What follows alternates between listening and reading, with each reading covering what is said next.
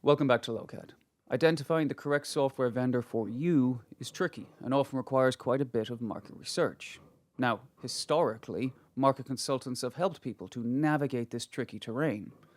Unfortunately, according to Johannes van Morel, not only are there myriad potential conflicts of interests, but thanks to the advancements in AI, that might not even matter because the era of the market consultant might well have come and gone.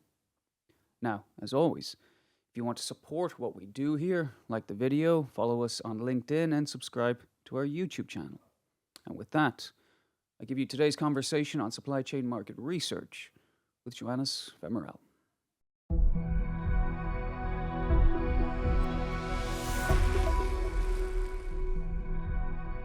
So, Johannes, thank you for joining me again. We've discussed in roundabout ways before. We've discussed previously the idea of the efficiency and even the ethics of traditional market research. And you have expressed a good degree of skepticism, I think, to put it mildly. Now, before we get any deeper into how AI might influence the future of supply chain market research, can you give an overview of what it is your problems are with the current state of market research? So Where I to guess begin? we have we have 3 hours to go through the rabbit hole. Or another analogy would be a matryoshka. You know, you have a problem, you just open the thing, and then there is another thing inside, and it's another problem, and you just keep unpacking more and more problems. Let's say, rather than traditional, I think it's I would use the term mainstream market research. And it's just as dysfunctional as the rest. What are the big problems? At a very high level, we have incentives that are completely bogus. So long story short, market research firms are paid by vendors. So their incentives, naturally, is to do what's best for their clients. And their clients are, nowadays, I would say 90% at least, enterprise software vendors. So that means that So you say there's direct and indirect clients there. Like you're saying the vast majority of their income comes from vendors. From vendors, Okay. yes, not from companies Not who end seek users. guidance. Yeah. So it's thus in this situation you end up with infomercials. You know, again, if you have the quasi-totality of your revenue that comes from enterprise software vendors, then you are serving them. Doesn't matter, you know, the incentives are just too strong. That's I would say, at a very high level, the problem. And then we have, at a very low level, the fact that the average analyst is not like super savvy when it comes to software technology. So that's, you see, and in between we have plenty of other problems, but that would be the extreme. So we have wrong incentives in the hands of people who ultimately are kind of lacking skills, experience, and even I would say basic understanding of software. And so you end up with documents that are very, very underwhelming. You know, that's I would say my in summary, in a nutshell, what is wrong with mainstream market research.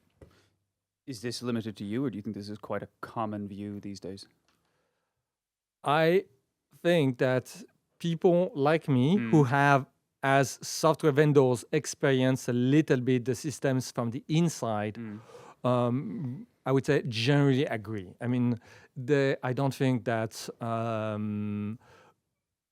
for example, I don't think that any of my peers look at those reports and think, oh, that's very interesting. I have discovered something about interesting or relevant about my peer. You know, if market research was done right, it would be of extreme interest for to analyze your own competitors. You know, and my own take is that this level of even if you look at again the biggest market research firms, the sort of level of analysis is below what I would expect from an intern at Lokad. So it's it is very bad. It is just very You're bad. talking about, like, for example, like quadrants and Yeah, companies just exactly. being demarcated into, like, this one's a leader, this one's an and innovator. and again, that reflect that, as I was saying, that we have a whole matryoshka of problems yeah. that at the very end of who gets to write those reports. They are not; those reports are not produced by visionaries, by people of incredible talent, but basically by people who are like acting like journalists in a bad sense of of the field of enterprise software technologies. Okay, well, again, Jonas, it seems like off the bat, multiple things can be true simultaneously. So, for example, you might have consultants whose, let's say, direct clients are in fact vendors, and who recommend those vendors, but those vendors might still actually be the best possible solutions on the market. So again, just to tease apart, like a Matryoshka doll, as you just said, there are multiple claims that can be made here. So are you saying that the state of research is terrible? The results of the state of research are terrible. So, for example, how a thing is done, it's laden with conflicts of interest. That's unethical. Okay, but something could be laden with poor ethics and still converge on the correct indication, which is buy Connor's software. It's the best one. Yes, he paid me to say that, but actually, it is in fact the best one. Yes, but no, unfortunately. Again, the list of issues is so long. The methodology is usually completely bogus, precisely because the people, again, there are a tiny few exception. The Bright Work research with again, it's like a one-man army, a guy called Sean Snap who is doing, I would say, very high quality work, but it's extremely rare. So again, when you have people doing this market research who do not understand how those software technologies are engineered, then you have a very, very superficial, you cannot afford anything but a superficial methodology that takes the claims of the vendors pretty much for granted. And then you end up with reports that are extremely shallow and that are really infomercial for the vendors. Again, that's here the methodology. A proper methodology would involve challenging in depth the technical argumentation of every vendor. But in order to do that, you need to have someone who can do this sort of challenge. And very frequently, when you read those sort of market research reports, you can see that the methodology at no point did anything to actually challenge the reality of the claims of the things that are like self-reported by the vendors themselves. And again, there are so many other things that go wrong. The case studies, they would take for granted the case studies. Also, the case studies themselves produced by vendors are rife with a conflict of interest, so they cannot be trusted, etc., etc. So that's I would say a very, very, very long list of problems. Well, because you mentioned, I believe it was Bright Work. What is it about the methodology of that man's approach that differs from the mainstream you just described? Well, it starts with one person who is actually a decent software engineer, someone who understands what how enterprise software works. So first, that the first step is that we go back to do you have to produce a report someone who is smart enough to do the job? That's the first step. If you don't, you have all sorts of problems with the report at the end, no matter which methodology and incentive you have. So again, it's a matter of competency. Because there is this person is fairly competent, then he can actually start having a methodology that makes sense, such as doing technological assessment, looking at what the technology is worth on its own. Does it has merits? Is it well engineered? How does it compare to alternative similar technologies, etc.? And to have this piecewise analysis. So if you want, again, a piece of a product of enterprise, a solution in enterprise software is very complex. It's made of many pieces. So if you want to make an assessment, you have to look at the different piece and say, okay, this piece, how does it compare with the state of the art? This piece, how does it compare with the state of the art? You need to have a kind of a divide and conquer perspective. But again, that requires an understanding of the technology. So again, that's, so it can have a different methodology. And then if we go back again to this case, but that's really a very fringe case, that is an exception that confirms the rule, that market research firms are, for the most part, relatively bogus. And this, in the case of this one tiny market research firm, they have a very credible mission statement that says that they are not taking money from vendors.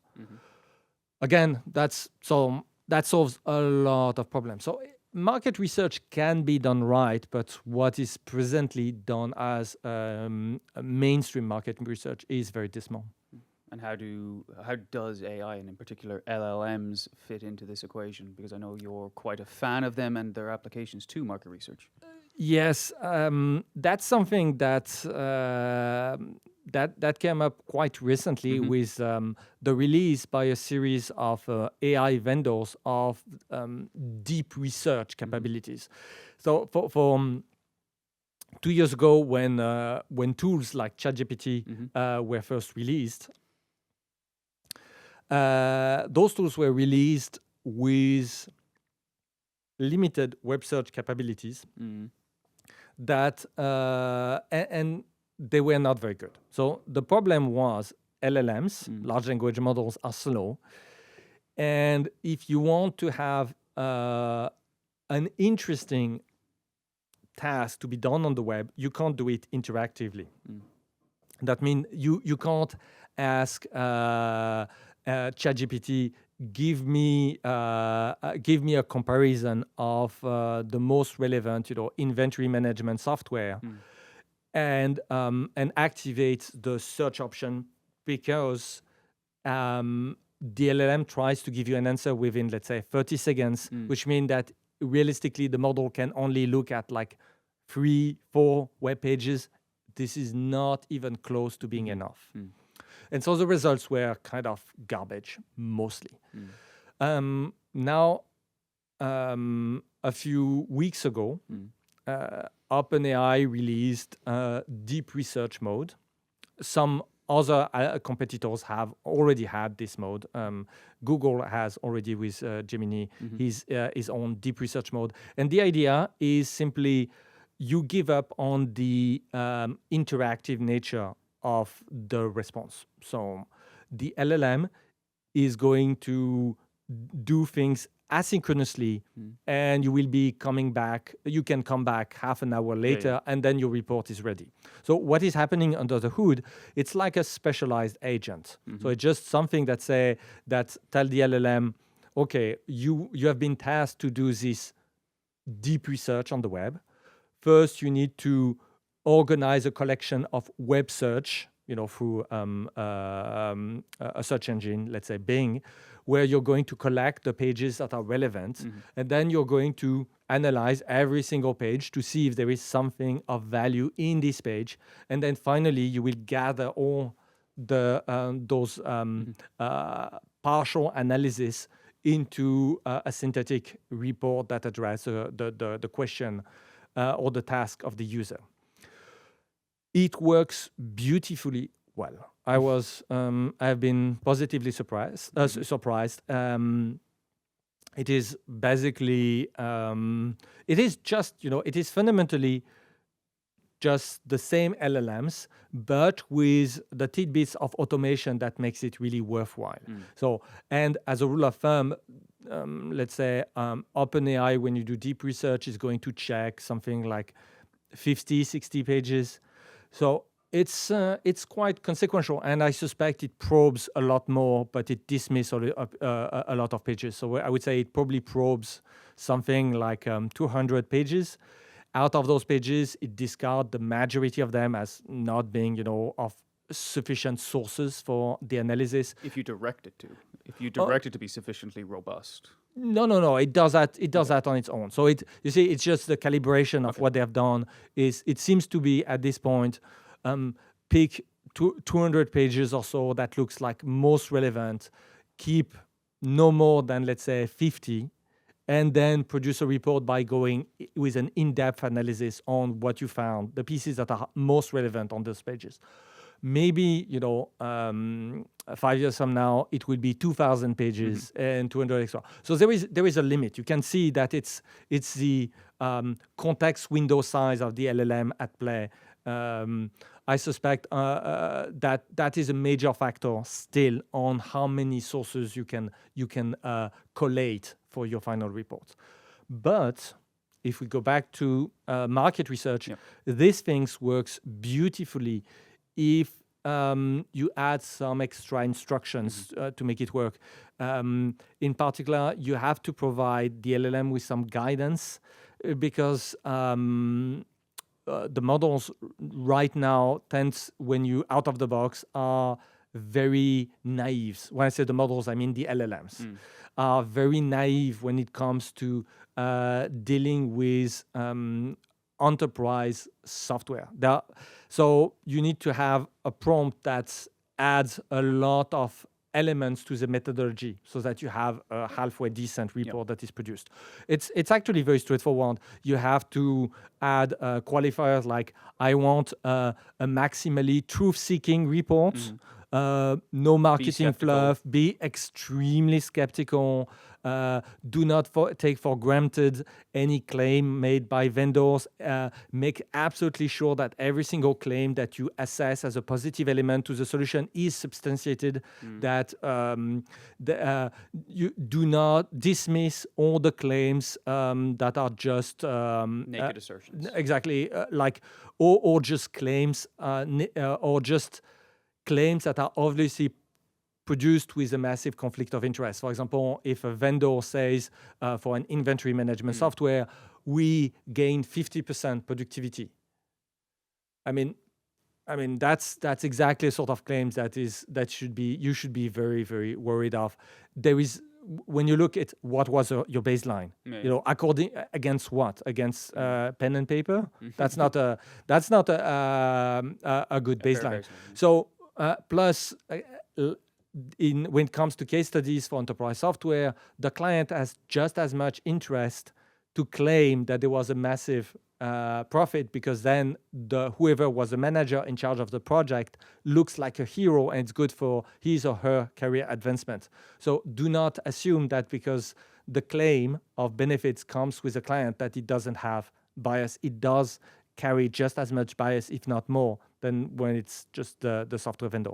So bottom line is, you need to, in the prompt, to say, be maximally truth-seeking, be extremely skeptical, dismiss claims of benefits where you cannot understand the rationale. The fundamental thing is that if the vendor claims to bring benefits, is it like something where they also explain how do they do that? How do they end up with these measurements? If they do, it can have some credibility, to a study. If it's if the claim is just because I said so, or because my clients, who happen to be my buddy, said so, then no. So you see, the prompt, finally, it's not very complicated. It's just also you need to add a few safeguards, usually, if you have any experience in the domain, for red flags or claims that are just insane. For example, if you in the prompt, you would say, anybody who claimed that they can do 50% inventory reduction is a clown. It's not possible, not even close. So please, in your report, degrade your assessment of whoever is making those crazy claims, because it is not in their favor. It's like a red flag demonstrating incompetence. Also, not to jump in, but I do have to point out that, again, anyone listening to that who is familiar with the space is probably thinking the same thing as me right now. You've basically disqualified everything that's ever been printed by anyone at any time in the history of supply chain, because So even if you missed 99 of those tripwires, I'm sure at some point you hit one of them. Yes, And then it's like, well, I'm again, disqualified. it's a proportion. Again, and LLMs are quite good at capturing that. You say it just say it counts as a negative. Okay. And then the LLMs, it's very interesting when you see how those sort of reports unfold. They would come with assessment of, this vendor, it seems that all they ever say is like pure, unsubstantiated marketing claim, and the vast majority of them are just nuts. Yeah.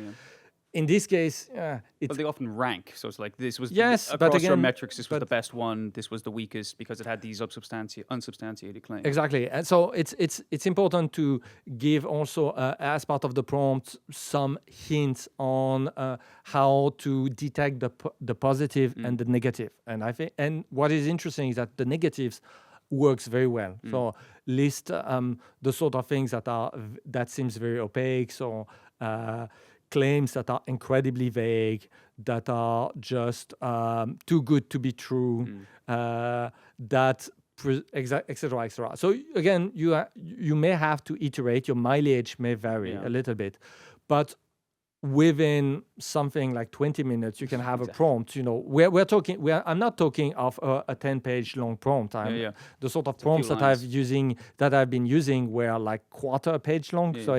So it's something that you can produce in 20 minutes, and then you're good, and you will have a market study, and on pretty much any topic, by the way. So, and it works. I would say what you get is already vastly better than what professional market research firms are producing, or even consultancy firms are producing too. Well, at minimum, it would also be cheaper. At minimum. Yeah, I mean, even if it was of indistinguishable quality, which is not what you're saying, but even if it were, it's still faster and cheaper. Yes, exactly. I mean, the beauty of it is that you get your report within 20-30 minutes, and you already have like a 20-page very detailed report with the citations, with citations, exactly, pointing out where the information is coming from, and it's a huge amount of work. That's the interesting thing, is that with this those deep research capabilities provided by the AI specialists nowadays, you can do in hours what would have taken weeks for an assistant to compile, and that is very impressive. And the quality, again, that's where I say it's very impressive, is that if you frame the problem as be maximally truth-seeking, LLMs, people can argue they have bias, but they do a fairly decent effort at that's my experience at being truth-seeking.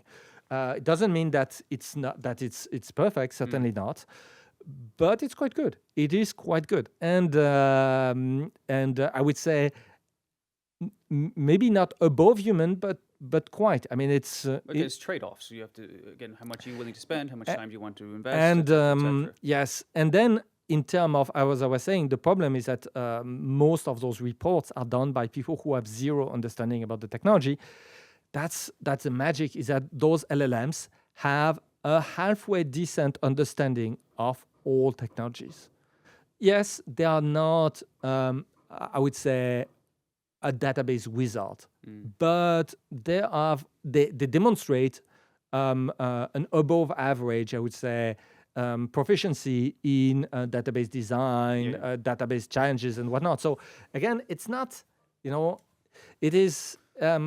And when you're doing market research, the challenge is that you have so many areas where you just know so little. And that's the beauty, is when it's done with an LLM, the LLM is almost never completely ignorant of any, area of the business that you're looking at. And so that makes those sort of reports very complete. And that's, I've been playing a lot, and I've been overall quite impressed with the quality of stuff that can be produced. It is a little bit mind-boggling. Well, again, just to try and contextualize this for people listening, perhaps with an example. So I know historically, and it's an example I come back to many, many times, but your distinction or your categorization of the types of enterprise software between records, reports, and intelligence. Systems of records, ERPs, systems of records, reports, BI tools, and then systems of intelligence, decision-making software. And you made the point that to excel at one, you kind of sacrifice the other. You can't be Superman at all of these things.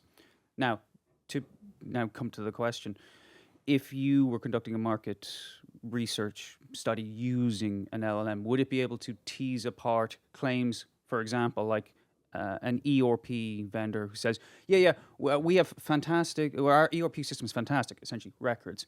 And we can also do incredible forecasting and decision-making optimization, things which you know as an expert to be essentially outlandish nonsense. But the quasi-totality of people would not at first glance know, well, structurally, in terms of the design of software, you can't actually do all of those things brilliantly. An LLM could tease that apart, I would essentially say for free? probably not. It's not, again, it's not, but if you happen to be aware of this classification that I introduced, you can tell the LLM about it, and then it will kind of enforce your intent. You can just say, by the way, I'm looking for a system of records, strictly eliminate the other things and things, etc. You can even provide the link to the page and say, please take into account of this classification and take that into account this in your assessment. That would make it more thorough. But I would say that is the sort of things where you don't even really need that. Because my suggestion is that LLM market research is just the first step to go like super fast. My recommendation is still to go for adversarial market research, where then you ask the vendors themselves to explain who are their peers, what they think is good or bad with their peers, and who are the peers that they respect the most, and if there is any gotchas in their view that needs to be taken into account. So, because you see, you can do your market research, 30 minutes, I mean, let's be realistic, 2 hours, and then you will get, your first solid report. You're not even staring at the computer for those 30. Yes, it's exactly. Like you write the prompt, and you might ask one or two qualifications, like how do you want this? Do you want it as a report? And then you come back. And then you go have a coffee, whatever. Yeah, and you will need a little bit of time to digest the report. So let's say 2 hours. Now you switch to adversarial market research. You shoot a few emails to those different vendors. You just pick like 3, and then those vendors will come to you with that's part of the methodology of adversarial market research, with a few insights on how to think of your problem. If there is a vendor like Lokad that comes to you, is beware, the problem that you're looking at is in fact several complementary products, but products that are very distinct, then you would, and if the rationale convince you, then you should just repeat the market research using, again, the LLM, saying, okay, I have this piece of understanding that was provided by a vendor, but it's not like something, it's something completely neutral. It's just an understanding of the market. It's not specially, it is not a piece of understanding that is just favoring this particular vendor. You can also take the reports that have already been designed and have them evaluated. And for example, and again, it can take, for example, let's say you are a company that has aircraft parts and you want an inventory management. And then the first vendor that you contact tells you, oh, you need to have a system that supports serial inventory management. So that means that it's not about keeping 10 units in stock. It means that for every unit in stock, there is a certain number and you need to keep track of that. So, okay, it is, and then you have inventory management system that supports serial inventory and those that do not. And among those who do support serial inventory management, there are some who manage that as a first-class citizen. So it's really, it's supposed to be the primary use case. And articles that have no serial number are like the second-class citizen. And you have other inventory management system where it's the opposite. So again, a vendor can tell you that it's a very important feature. If you want to have serial inventory management, that's completely different compared to just regular inventory management. Fine. A vendor tell you that you didn't know. So now, okay, I'm going to do again my research on inventory management system, saying, hey, I really have to pay attention to this serial inventory capability. It is critical because I am doing aviation. So redo this market research with this criteria in mind and regenerate the reports. So you see, I see LLMs as very complementary to this adversarial market study, because as you get some tidbits of feedbacks from some vendors, you can just incorporate those extra insights on how you should even look at the problem to your LLM prompt and just rinse and repeat, regenerate. It's cheap, it's relatively fast, and you will get something that will be increasingly tailored to your one use case. True. Certainly that sounds good in theory, but don't you run into the wall, the pre-existing wall, which is LLMs are trained on data sets. You've already decried the state of the current literature in supply chain. So if you wanted to run a market study using an LLM, and you give it all of these very careful parameters and nudges and qualifiers, it still has to read the information that's publicly available. So if the publicly available information is garbage, isn't that garbage in, garbage out? No, I mean, that's again, so here we are back to the challenge of LLMs. LLMs, one of the most incredible thing is that LLMs are garbage in, quality out, which is just very, very weird. I mean, it's why I think also why it take a long time for even the software community to even discover these sort of things. It's because it is fairly counterintuitive, and it goes really, the design of LLMs really goes radically against what was dogma 10 years ago, which is garbage in, garbage out.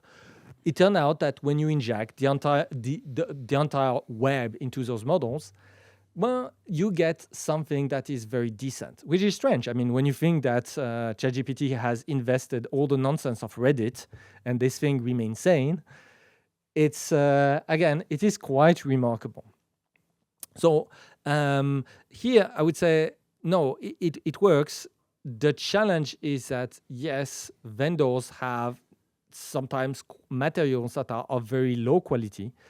But again, the LLMs will just use that to do a comparative assessment. You know, if everybody is equally bad, then it's difficult. But very frequently what happens is that some vendors are way worse than others. So yes, maybe even the top vendor is not your dream vendor. It's a little bit lacking. Someone has to be the best. But exactly. And my casual observation is that when it comes to quality of product, quality of software products, the quality of technologies, there is an immense correlation between the quality of the materials published on the website of the vendor and and what goes on under the hood. It is companies that have decent engineering teams, the content of their website that explain what the product does, how it does it, etc., is also decent. Invariably, and conversely, if teams are this small and it's outsourced, the development is outsourced into some cheap, underdeveloped country and whatnot, and then surprise, the quality of the website and the technical content is also dismal. No surprise. So those sort of things tends to go hand in hand, and that's what makes the LLM case for market research so powerful, at least as far as software is concerned, is that you have this immense correlation between quality of content online and quality of the product. That really goes hand in hand. I don't think in my entire career I've seen any exception to this rule. Okay, and it does occur to me that there's a possibility here that what you're describing, and certainly what is already available, might in fact yield an objective and objectively better market study on the entire suite of available options. But the question then becomes, is that necessarily what the end user, in this case, client companies, actually want? For example, I'm sure that to play out this, let's thought experiment, to play it out, you conduct Joannes's company. You have a company called Lokad, and you want to find a vendor, and you do a full market study, and there are 10 options. 9 of them are the big boys. We all know the names. And then number 10 is Connor's ERP. And Connor's ERP is the best one, but no one's ever heard of it. But it is, along with your metrics, the best option. He's got the best software. He's got all the best public documentation. He explains how everything's done. It's fantastic. You then show that internally, and they go, who the hell is Connor? Give me one of the big names. I mean, because people want big names, no?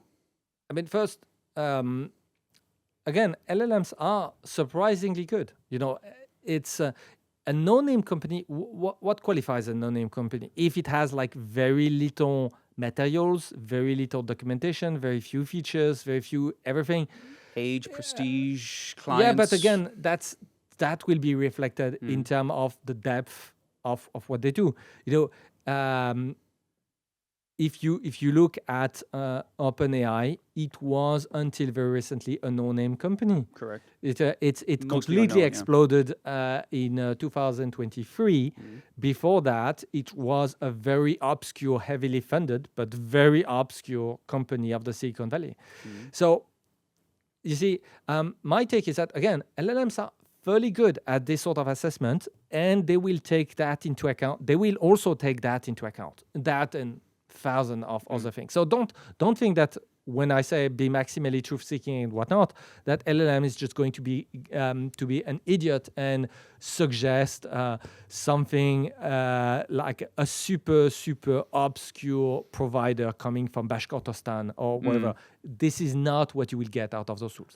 Now, if we get with your preconception, if you already know what you want, then don't use an LLM to justify why you want it. You know, that's wishful thinking. You know, if you assume that you want to do a genuine market research, then you should actually suspend your preferences for certain vendors. You know, otherwise, why do you want to even do this market research? If you've already decided that you want to pick a vendor, then pick a vendor, pick this vendor directly, and spare yourself the sort of fake process to kind of justify the decisions that you've already made. You know, you will just save time and money to your company.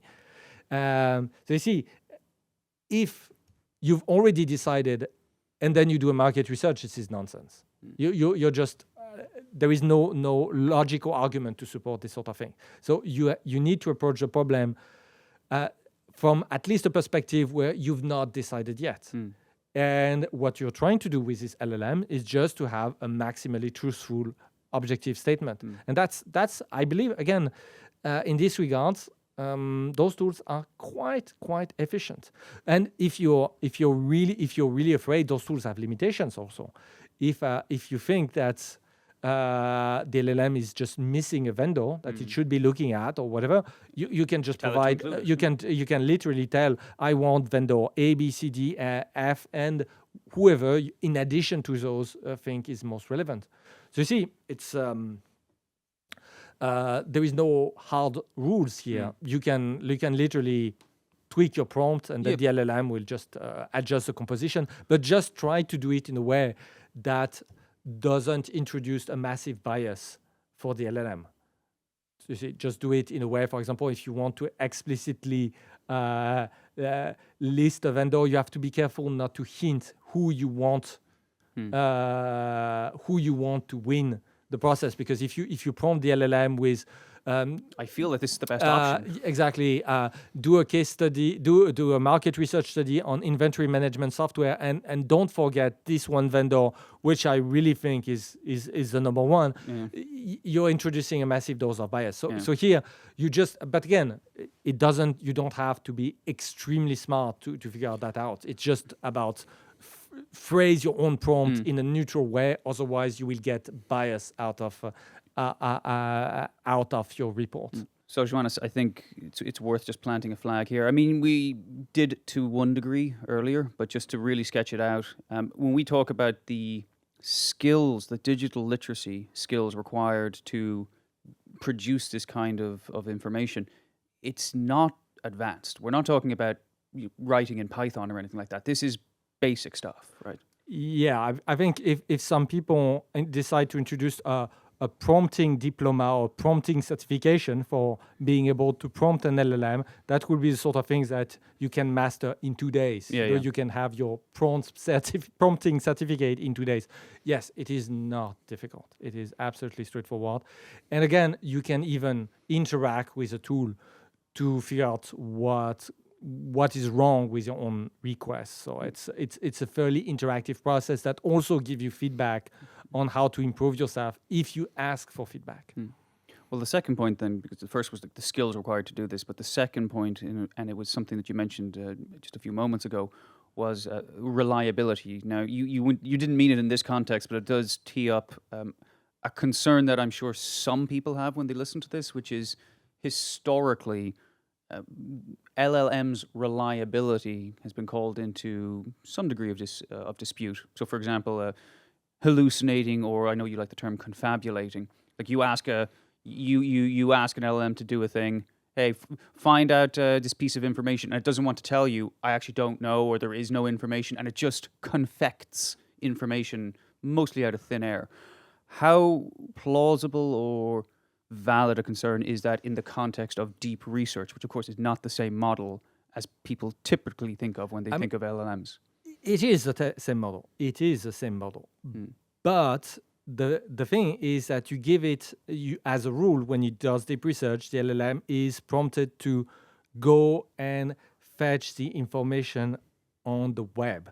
So here it is, again, LLMs are not databases for facts and knowledge nuggets. You know, They were trained on databases. they were trained, but if you ask for what is the exact altitude of Mount Everest, they will kind of remember. But if they can actually look up the information online, it will be much easier for the tool to be absolutely sure.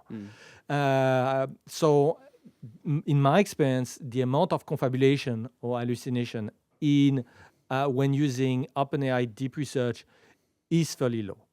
It is you can really see that the models is leveraging the information that exists in the page to build its own assessment, and thus you're not asking the model to just kind of invent or remember all that it knows about obscure vendors. It doesn't even try.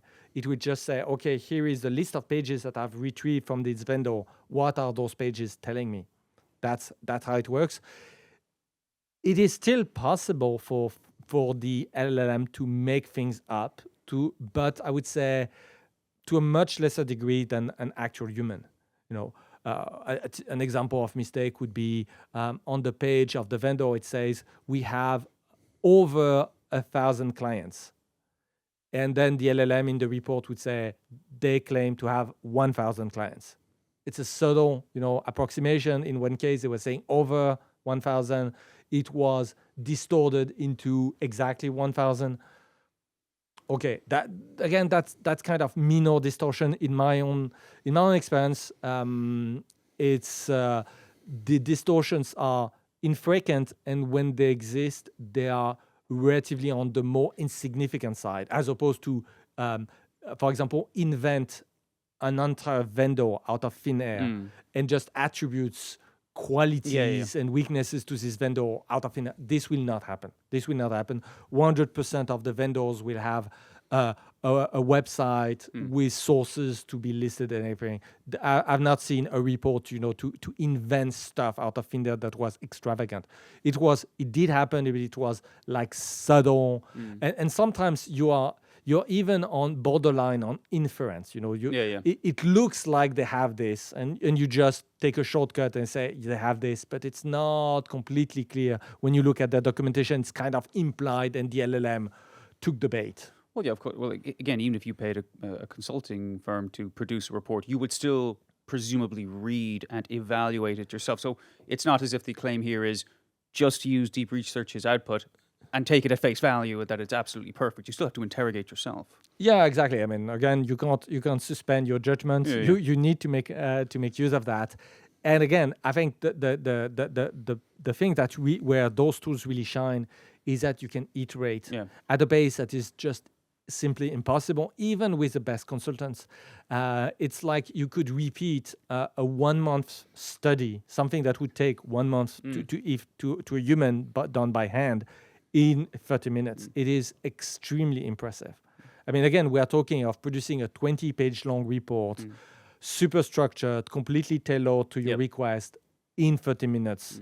That is that completely changed the game when it comes to your capacity to iterate. You can effectively end up doing 20 market studies in a row, each one, iterating on the previous one, so that you're more and more focused on what you actually want. Well, you spoke a moment ago about making inferences. Is it reasonable for anyone listening to make the inference that you see the role of the market consultant and consulting firms, etc., either becoming redundant or having already become redundant as a result of this technology? If we are talking in terms of deliverable, and you assume that the deliverable is a market study, then indeed many, if not most, market research firms and consultants delivering this sort of services are indeed made completely obsolete. I mean, unless they can really prove that they are able to do better than the machine. It starts by having people vastly capable at a technical level to produce an analysis that is smarter than the LLM can do. It does exist, but it's going to be like super niche, just because there is not that many people of this caliber in this sort of industries. And slower and more expensive, presumably. And yes, I mean, we're talking of something where, yes, it's going to be much slower. So, and those software vendors, they are not buying market studies from them. What they are buying is advertising.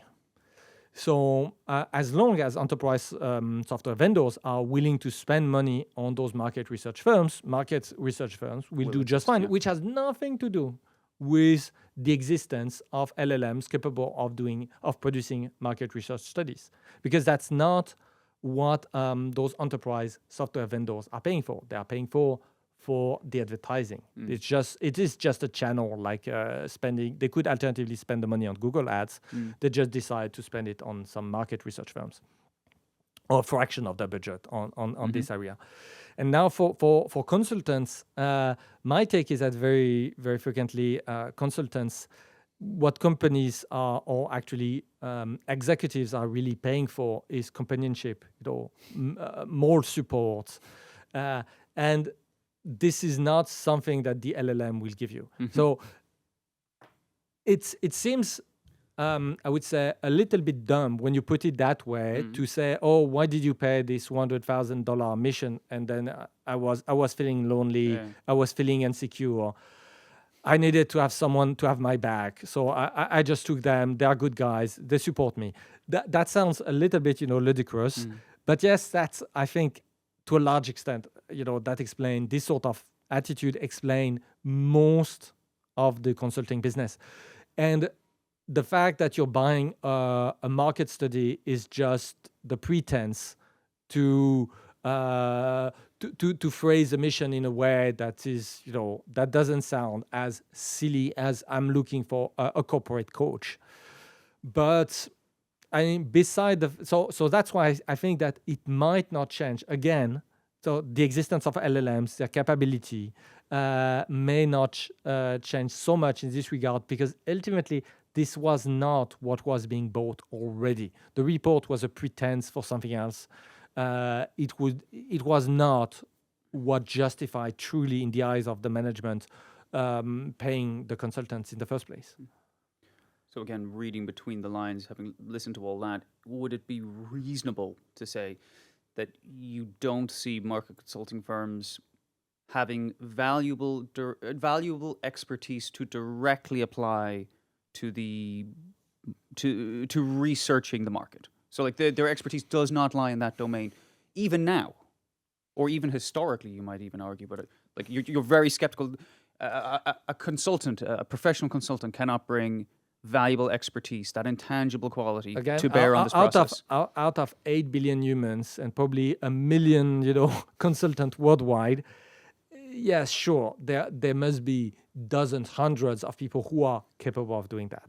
Now the question is that how many truly are capable of doing that? What is the percentage? And my take is that the percentage of people who are able among consulting circles are able to do this sort of assessment as far enterprise software is concerned, better than LLM are just vanishingly small. And as ethically. Or devoid of bias as. Yeah, exactly. I mean, both, but I believe that the bias is more for market research firms. For consultancy groups, I think most of them don't have the problem to the same magnitude. They do have the problem, but it's just it is a relatively small problem. The much bigger problem is just the skills and competency to even do this assessment in the first place. And again, this is because as a consultant, you keep doing things that are so incredibly diverse. It is very difficult. Today, you're being asked of being an expert on inventory management software. The next day, you want to be an expert on yield ratio for a chemical production line. I mean, it's the amount of the diversity of missions is just staggering, and so it is not very realistic that you will have people that are very competent in these sort of things. So, Johannes, it's interesting because listening to you and this discussion on market consulting firms, I recall about a year and a half ago, 2 years ago, and again, correct me where I'm wrong, although it was me who actually wrote the paper, who wrote the review. We reviewed a paper by Harvard Business School. I believe it was called Navigating the Jagged Technological Frontier. And it was, interestingly, produced, if I recall correctly, with BCG, Boston Consulting Group. And in it, and I'm going to summarize it massively, and if any point out, anyone can comment where I may get it wrong. Again, I'm recalling in real time. People who received training with LLMs or generative AI perform better than at certain tasks, both qualitative and quantitative, than people who did not have this training. So my question to you now is, anyone listening to this could just as easily say to you, well, Johannes, if we just give these tools that have got better in the intervening 18 months to highly trained consultants, won't they just produce the world's greatest consulting reports? Yes, they would. I mean, certainly in the hands of consultants, you could produce fantastic reports. But now the question is that it's the business model of consultancies. You cannot charge a large consultancy firm like BCG or McKinsey for 2 hours of work. So that challenge a little bit the business model. But again, if we go back to the idea that the report is really what is being acquired, and I really challenge this assumption. So my take is that it's not what is being paid for. So the availability of technology is irrelevant because it's not what is being bought for the quasi-totality of those consulting missions. One of the things I would actually tend to agree in the sense that, like, the longer I've worked in this space and the more I've listened to, the more I've spoken with professionals at trade shows, at conventions, the more I realize that big name endorsements is the imprimatur that people generally look for. And as a way of sort of like wrapping up the conversation a bit, there is a phrase like better to fail conventionally than succeed unconventionally, that in big companies there is the perception, well, I don't want to be the company that takes a chance on this obscure company that might be on paper, according to either a consultant or an LLM, the best option.